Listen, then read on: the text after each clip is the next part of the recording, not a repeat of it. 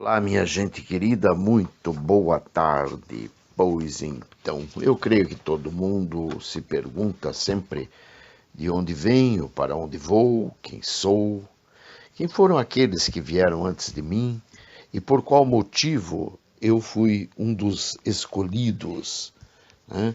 Lembrando que entre milhões e milhões e milhões de espermatozoides, lá estava um deles no meio e que foi o vencedor. E esse, por acaso, poder-se-ia dizer, é você, sou eu. Né?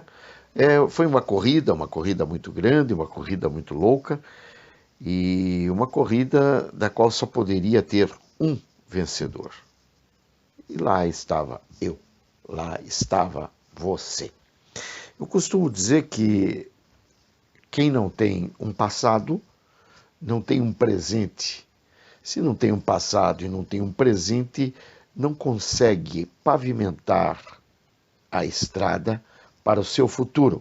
Consequentemente, muitas coisas ficam a descoberto e, estando a descoberto, mais difícil é de preencher essas respostas. Consequentemente, a pessoa dificilmente terá um futuro. Quer dizer, não é que ela não pode vir a ter um futuro.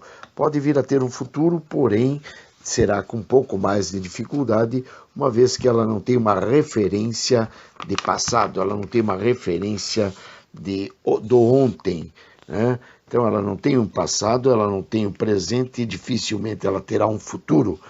Existem, desculpa gente, existem muitas pessoas que sim conseguem, apesar da falha, conseguir, digamos, construir aquilo que lhe falta, consegue, digamos, arrematar e com isso vão em frente.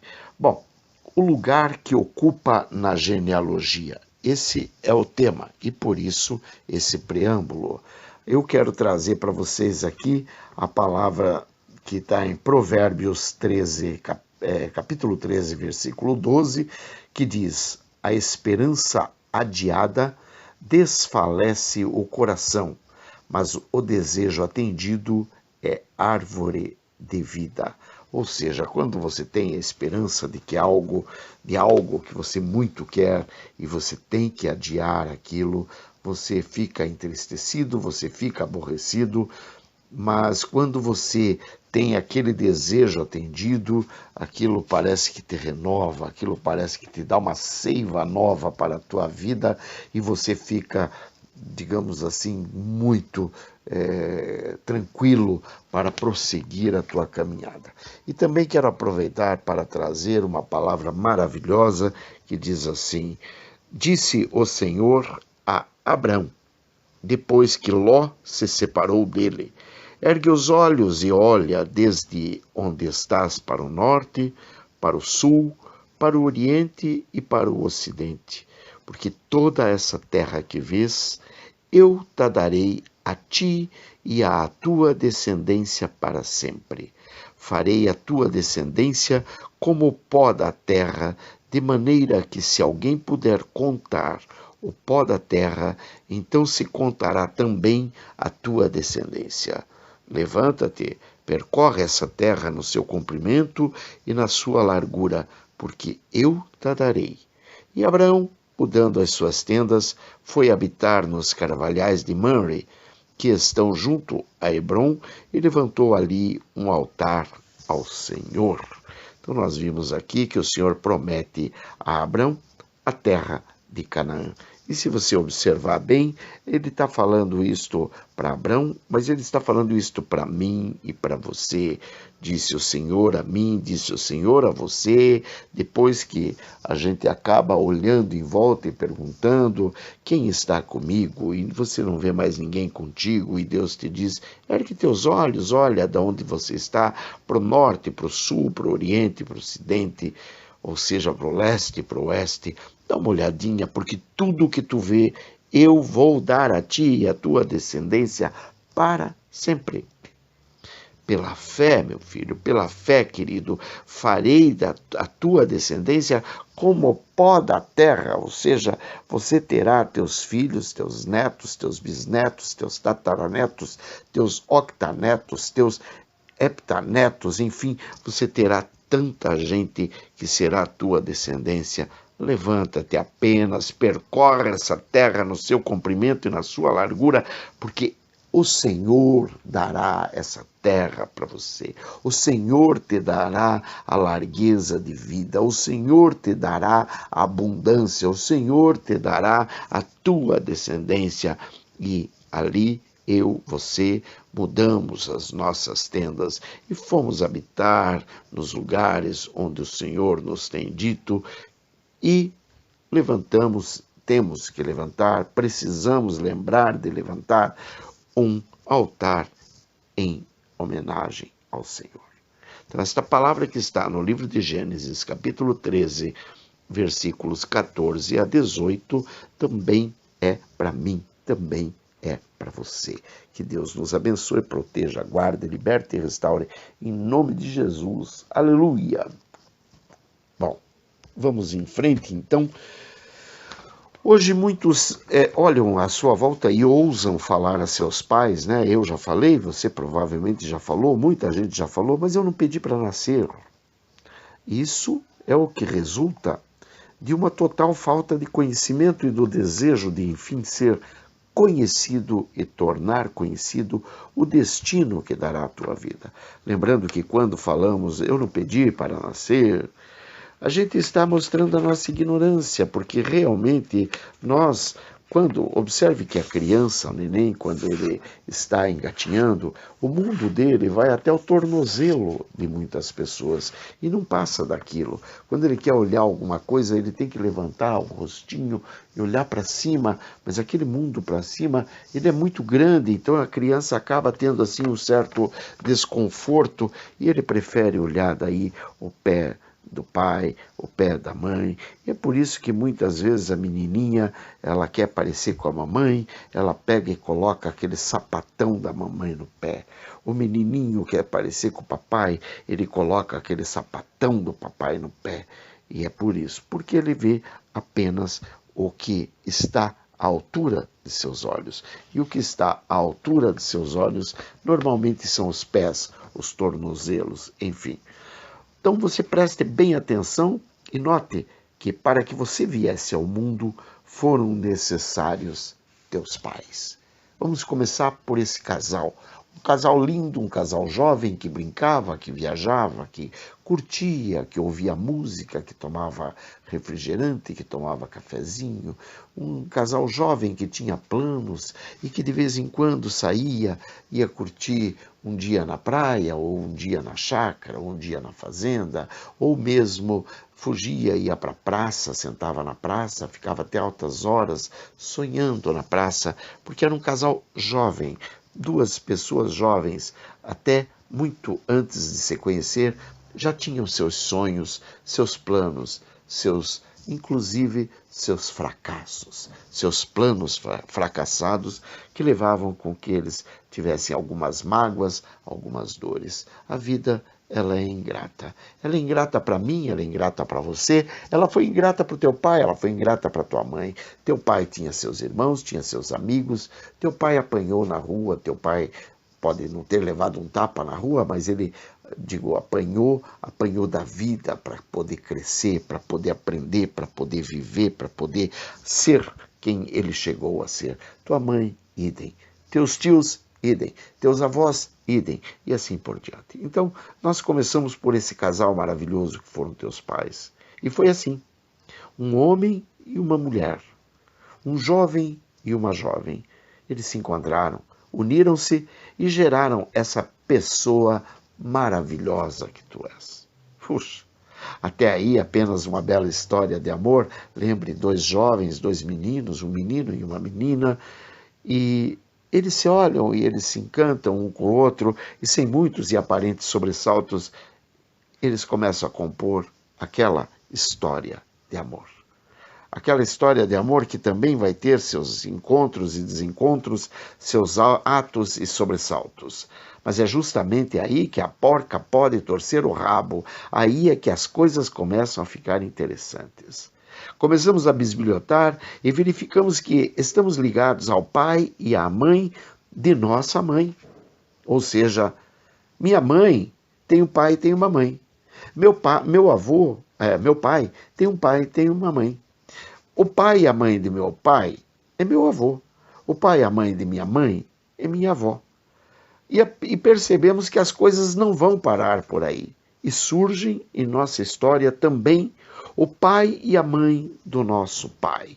E é assim que daquelas primeiras duas pessoas já chegamos aqui a outras 4, que são os nossos queridos e abençoados avós.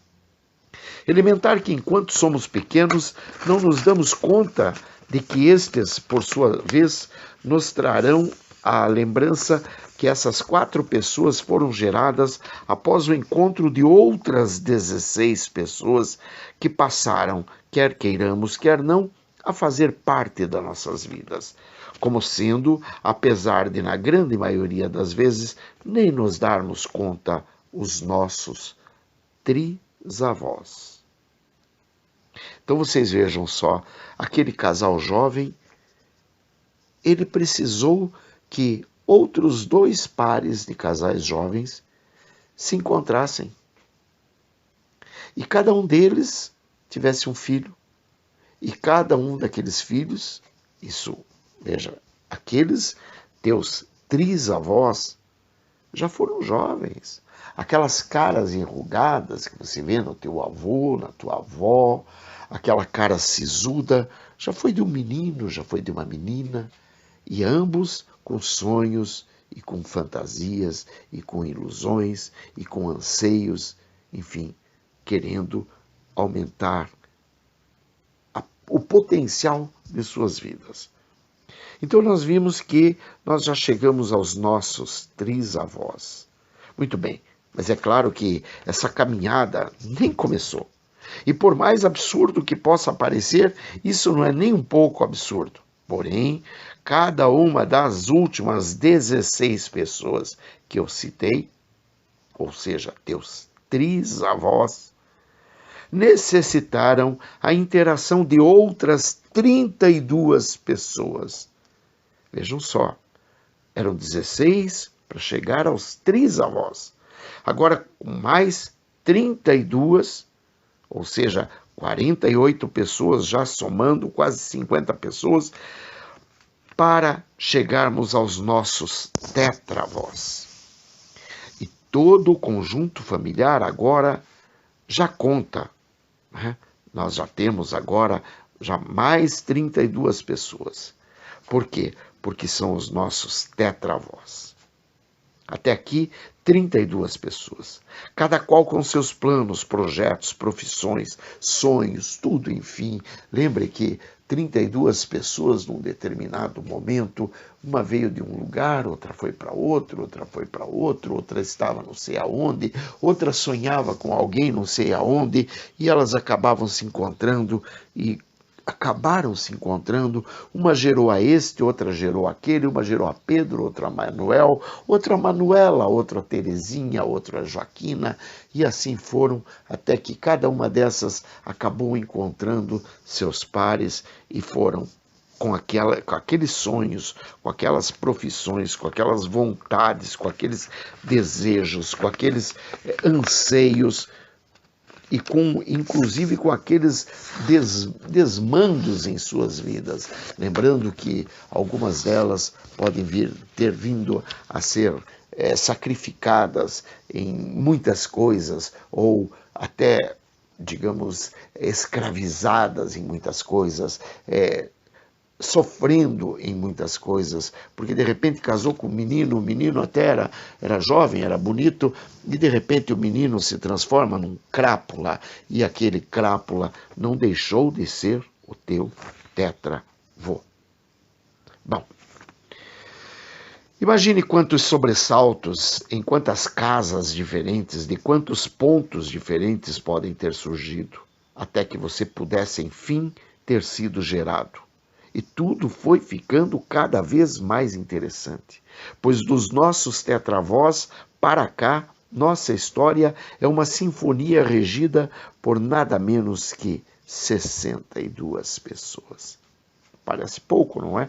Sim, até poderíamos pensar, mas falar disso por quê e para quê? 62 pessoas para poder chegar finalmente aos nossos pentavós? Bom, 62 pessoas. Que seria? Bom, até aqui seria o avô, bisavô, trisavô, tetravô e pentavô. Ou seja, é a quinta, sexta geração. Nada de muito distante, nada de muito absurdo, mas 62 pessoas. Essas 62 pessoas foram também repletas, plenas de ilusões, plenas de sonhos. Algumas podem ter sofrido, inclusive, um aborto, um abuso sexual, pode ter sofrido inúmeras coisas, como bullying nas escolas. Imagine que cada uma dessas 62 pessoas teve uma vida, e uma vida plena. Cada uma dessas 62 pessoas foi menino, foi menina, foi jovem, foi adulto, para poder um dia chegar a ser velho. Tiveram doçuras e travessuras, tiveram ilusões e tiveram seus anseios satisfeitos. Muitas vezes satisfeitos pela metade, outras vezes satisfeitos até a exaustão. Sabe Deus como? Só Deus sabe o que aconteceu na vida dessas 62 pessoas. Mas podemos continuar e vamos ver que por pouco já poderíamos começar a perder a conta, porque se todos os nossos, até aqui, os pentavós estivessem vivos, então nós teríamos somente de parentes diretos, pais, avós, teríamos que lembrar o nome de apenas 62 pessoas. Imagine você em volta, vovô Juca, vovô Pedro, vovô Mário, vovó Maria, vovô Joaquina, cadê a vovó Terezinha, cadê o vovô Hermenegildo? E ali vai, 64 pessoas. Então vocês vejam que o melhor ainda está por vir. Porque começamos a perceber que, de fato, o boom apenas começou. Temos, nesta altura do campeonato, o envolvimento daqueles citados 32 tetravós, e estes tetravós, 32, para terem sido gerados, envolveram cada um deles, seus pais e suas mães, e na ponta do lápis, o número dos nossos pentavós chega a 64. 64 pessoas. Observe, não existe engano.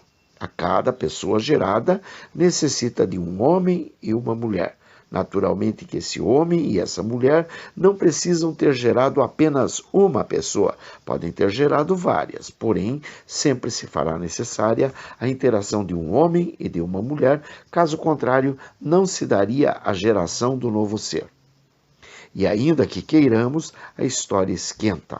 Não há como negar, então, que estes últimos 64 pentavós, cada um deles, também necessitou de um pai e uma mãe. E assim chegamos, então, aos nossos 128 hexavós. Hexavós. Uma coisa que veríamos até como maluca, pois foram geradas 128 pessoas que necessitaram também, por sua vez, da interação de outras 256 pessoas, que ao fim e ao cabo sabemos que são os nossos heptavós. 256 heptavós. Imagine você em volta de 256 pessoas. Os mesmos que tiveram, por sua vez, que ter mobilizado para suas vindas outras 512 pessoas. E neste nosso relato entram para nossas vidas como aqueles que chamaremos carinhosamente de nossos octavós, ou os nossos avós, os nossos oitavos avós. Quando tudo parecia que estava se ajeitando, afinal de contas, ainda ontem contávamos apenas com nossos avós. E olha lá, agora vemos que tudo parece complicar. Chegamos aos 1022 mais que parentes, porque trata-se tão somente de nossos pais e avós ligados diretamente às nossas origens. Bom, antes que tudo se complique, é importante que se observe que isto não é uma história muito longa, afinal, ainda estamos nos nossos 512 octavós, que exigiram da própria natureza a intromissão necessária de nossos N-avós, que nestas alturas já chegam ao número de 1024. Para qualquer pessoa minimamente inteligente, já não precisamos falar que os 2048 decavós, né, porque tínhamos 1024 N-avós, necessitaram de 2048 decavós. Estes necessitaram, para serem gerados, de seus daquele que nós vamos chamar de N-avós. Veja, olhe-se no espelho, sim, esse é você.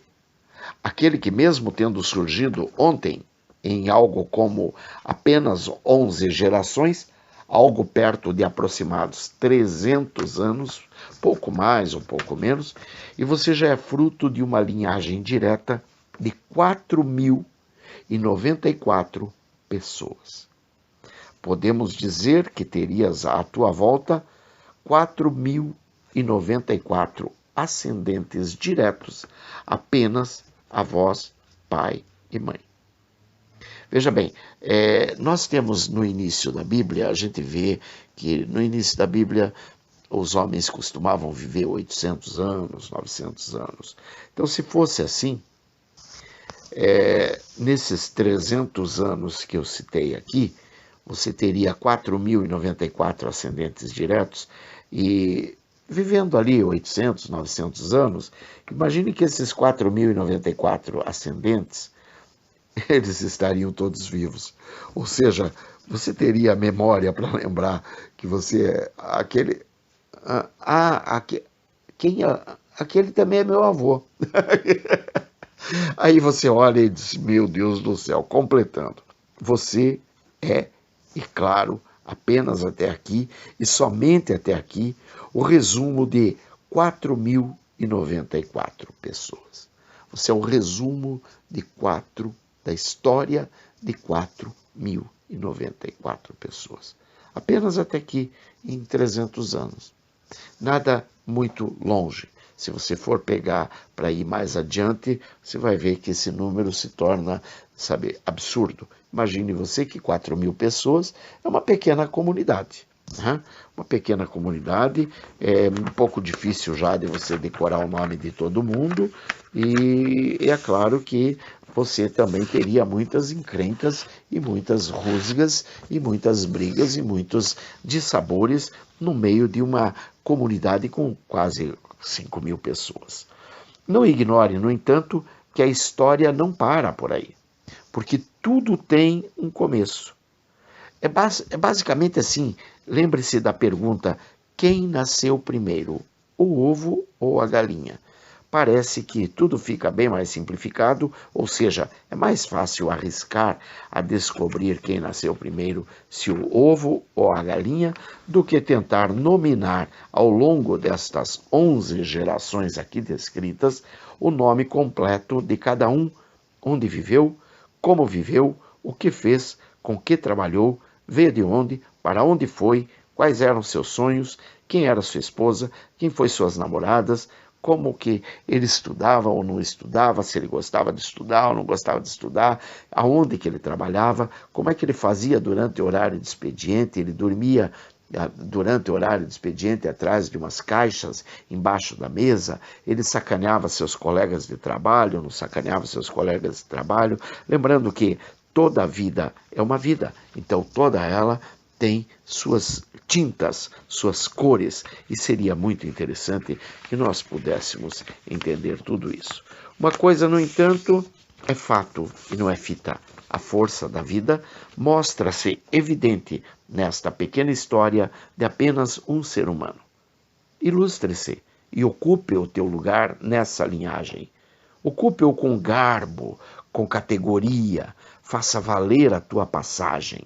Faça com que, ao menos, se algum dia um de seus descendentes que venha olhar para trás, possa, ainda que de forma totalmente anônima, olhar e ver que você foi uma pessoa capaz, digna e à altura de compor a linhagem do que virá de teus lombos.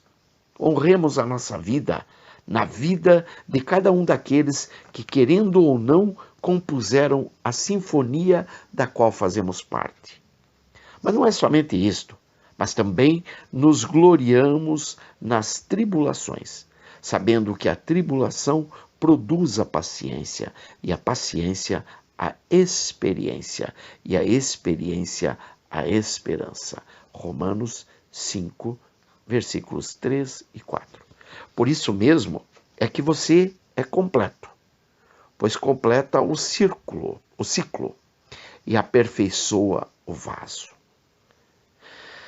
Mas desejamos que cada um de vós mostre o mesmo cuidado até o fim para a completa certeza da esperança, para que vos não façais negligentes, mas sejais imitadores dos que pela fé e paciência herdam as promessas.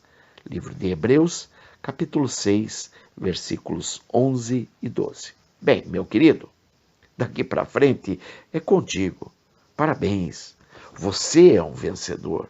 Lembra-se de com quantos você lutou para alcançar o óvulo? Pois bem, mas isso ainda é assunto para outro cafezinho. Beijos. Bye. Fui.